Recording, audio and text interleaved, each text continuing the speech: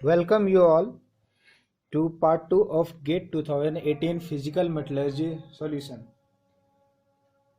The fifth question which was asked in Physical Metallurgy is: a steel is plastically worked in the temperature range below the nose of the TTT curve and above MS, followed by quenching to produce fine martensite.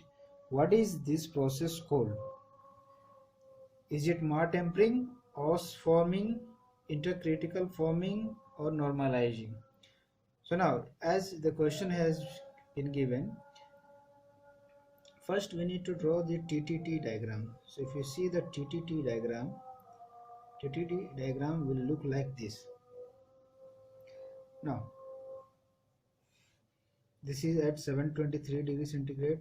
This is the notch, which is at 550 degrees centigrade. So here it is given that below a sample is taken to this temperature, worked in a temperature range below the nose.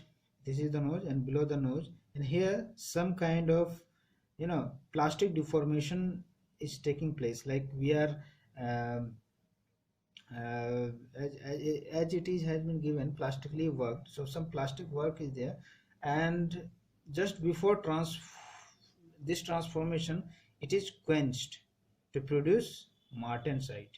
So this is the ms temperature and this is the mf. So here followed by quenching. So after this point of plastic work it is quenched, okay, to produce martensite. So this process is basically called as os forming. Okay, so there may be confusion with mar tempering. Actually this is not mar tempering. In mar tempering we just hold it and after that we quench it, but here since plastic work is being done, so this plastic work is done to get more dislocations, and since presence of more dislocation also enhances the strength, because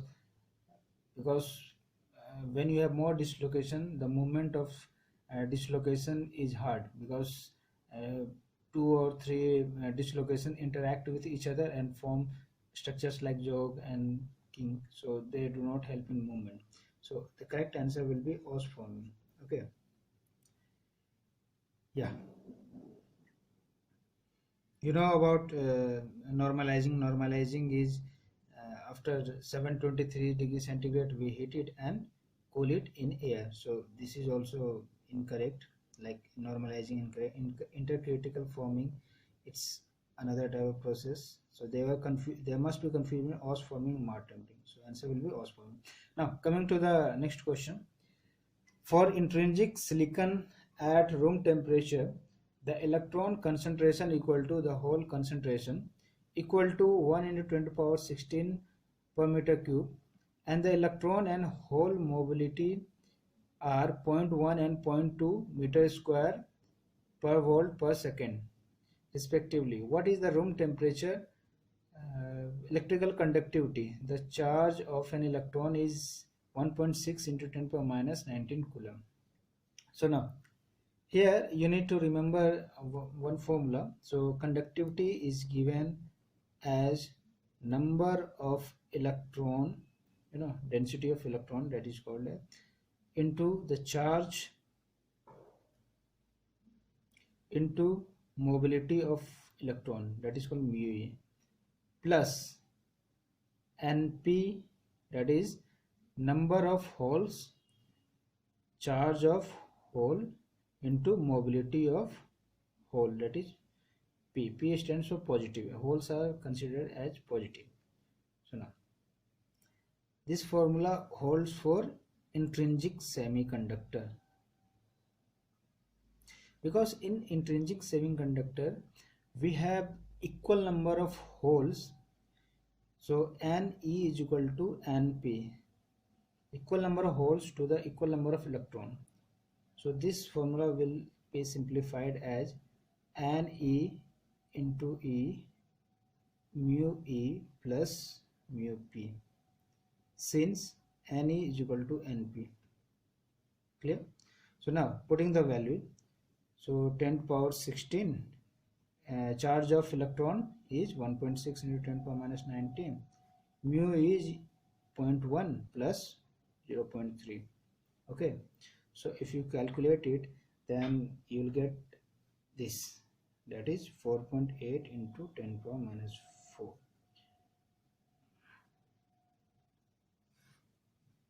So conductivity is equal to 4.8 into 10 power minus 4. So correct answer will be option T. Now let's solve next question.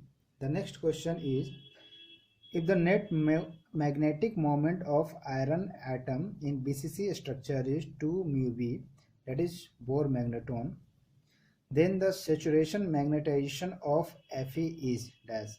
We have to answer in kilo ampere per meter to 1 decimal places. And what are the given inputs?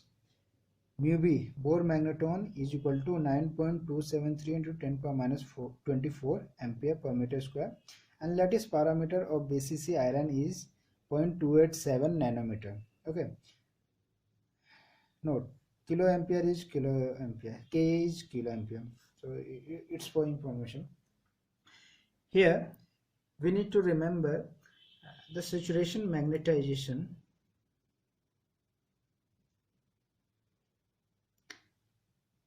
is simply the product of Bohr magneton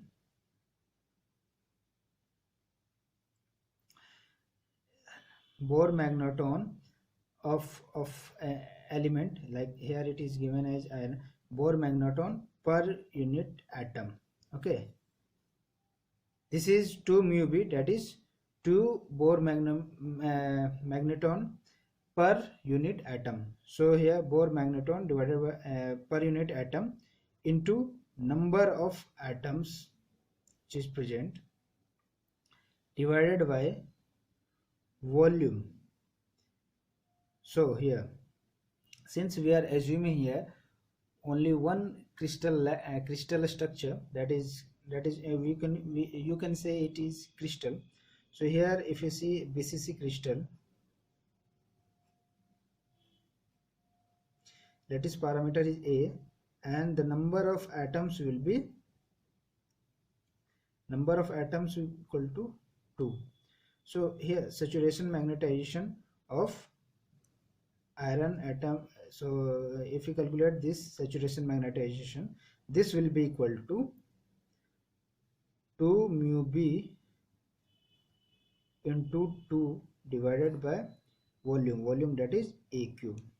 Okay, so if you put the value 2 into mu b, that is 9.273 into 10 power minus 24 into number of atoms, that is 2, divided by 0.287 into 10 power minus 9 ka whole cube. So if you calculate it, I have calculated it. Okay, so this will come around 156,9041.97.